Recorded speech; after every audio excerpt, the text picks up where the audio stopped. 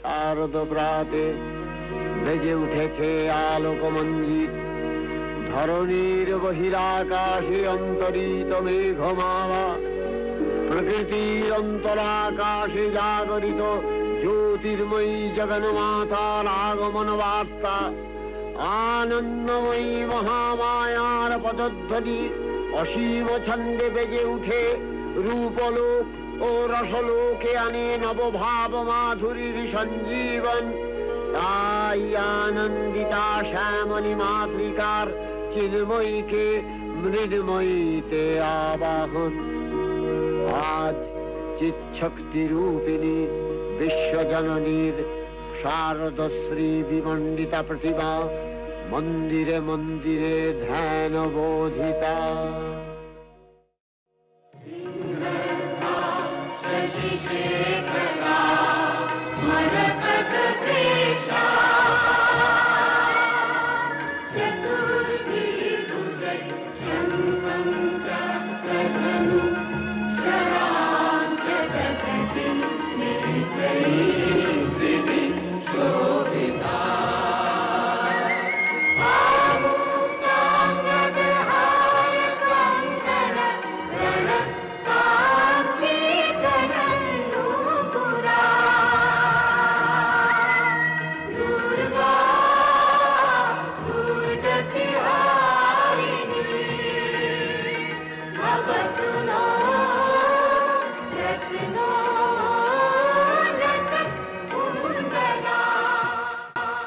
এদিকে কালান্তরে দুর্ধর্ষ দৈত্যরাজ মহিষাসুরের পরাক্রমে দেবতারা স্বর্গের অধিকার হারালেন।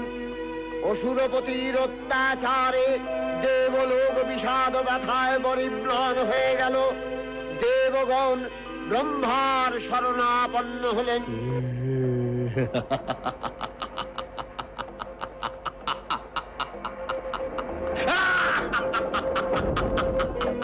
ব্রহ্মার বরে মহিষাসুর অপরাজেয়, তার দ্বারা দৈত্যরাজের ভয় সম্ভবপর নয় জেনে তারই নির্দেশে অমরবৃন্দ কমলযোনি বিধাতাকে মুখপাত্র করে বৈকুণ্ঠে গিয়ে দেখলেন হরিহর আলাপনে রত।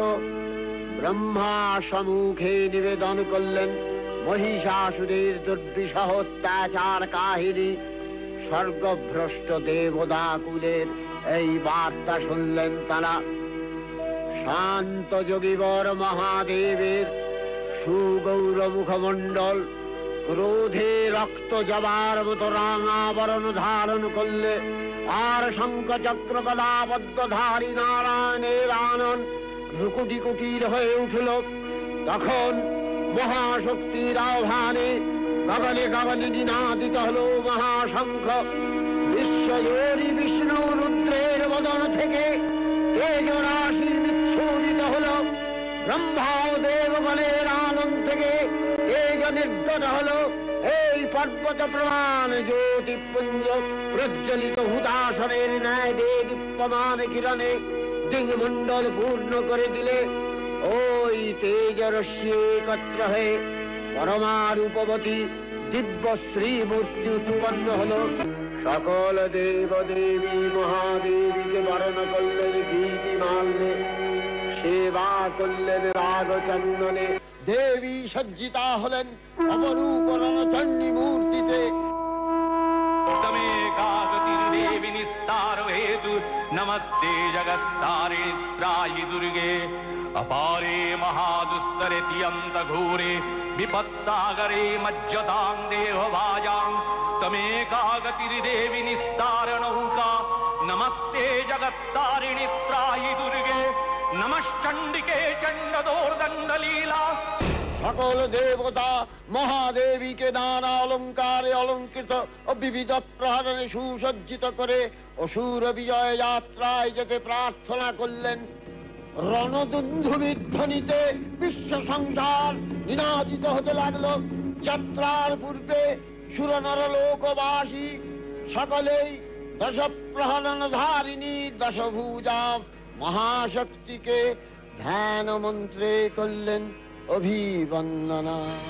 प्रचंडा प्रचंडा चंडोग्रा चंडनायिका चंडा चंडवती चैव चंडरूपाति चंद्रिका आदिशक्तिरष्टाभिः सततं परिवेशिता चिन्तये जगतां दात्री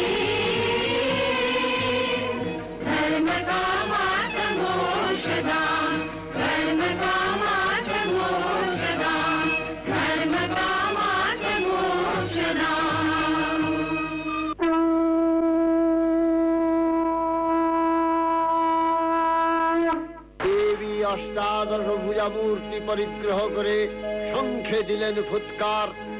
দেবীর রণ আহ্বান শব্দ অনুসরণ করে সসৈন্যে ধাবমান হল মহাবলশালী মহিষাসুর। অসুররাজ লক্ষ্য করলেন মহালক্ষ্মী দেবীর তেজ প্রভায় ত্রিলোক জ্যোতির্ময় তার মুকুট গগন চুম্বন করছে। পদভরে পৃথ্বীয়ানতা আর ধনুকটঙ্কারে রসাতল প্রকম্পিত। দেবীর সঙ্গে মহিষাসুরের প্রবল সংগ্রাম আরম্ভ হল।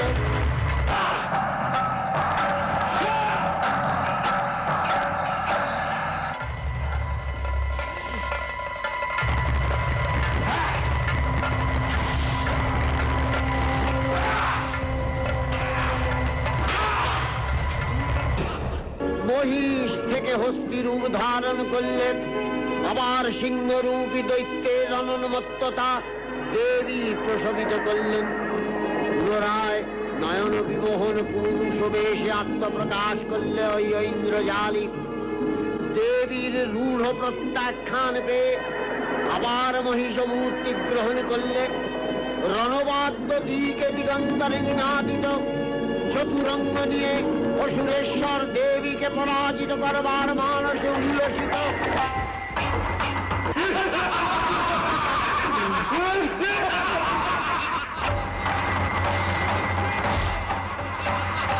দেবীর বাহন সিংহরাজ কাবাগ্নির মতো সমস্ত রণক্ষেত্রে শত্রু নিধরে দুর্নিবার হয়ে উঠল।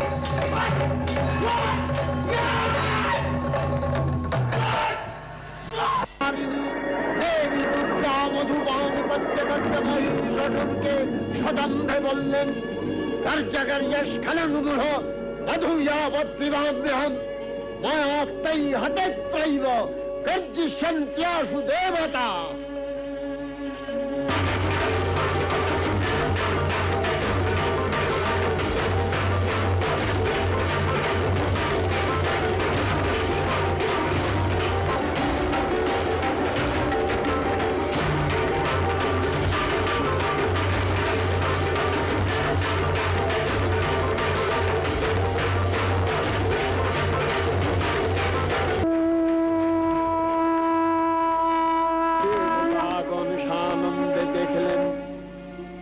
দুর্গা মহিষাসুরকে শুলে বিদ্ধ করেছেন, আর খড়গ নিপাতে দৈত্যের মস্তক ভুলুণ্ঠিত। তখন অসুর নাশিনী দেবী মহালক্ষ্মী আরাধনা গীতি সুষমা দেবা পৃথিবীতে পরিব্যাপ্ত হলো। या देवी सर्वभूतेषु विष्णुमायेति शब्दिता नमस्तस्यै नमस्तस्यै नमस्तस्यै नमो नमः। या देवी सर्वभूतेषु चेतनस्याभिधीयते नमस्तस्यै नमस्तस्यै नमस्तस्यै नमो नमः।